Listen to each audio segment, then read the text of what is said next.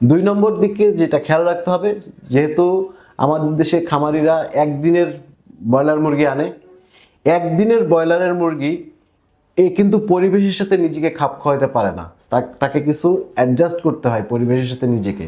একদিনের বাচ্চাকে একটা নির্দিষ্ট পরিবেশে রাখা, অর্থাৎ তাপ, আর্দ্রতা, বায়ু চলাচল ব্যবস্থা, এই তিনটা মেনটেন করে তাকে একটা কনফাইন্ড এরিয়ার মধ্যে রাখা হয়, যেটাকে আমরা ব্রুডিং বলি।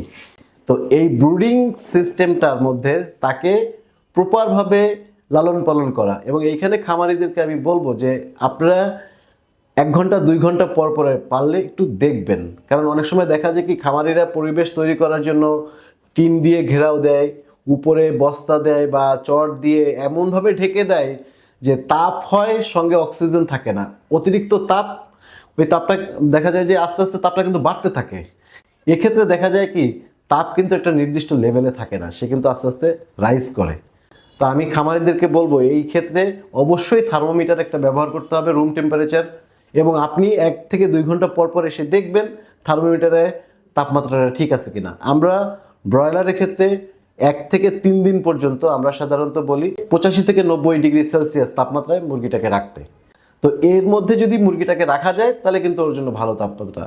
সাধারণত দেখা যায় গ্রীষ্মকালে আমরা 3 থেকে 7 দিন করতে বলি এবং শীতকালে 7 থেকে 14 দিন ব্রুডিংয়ের মধ্যে আমরা রাখতে বলি।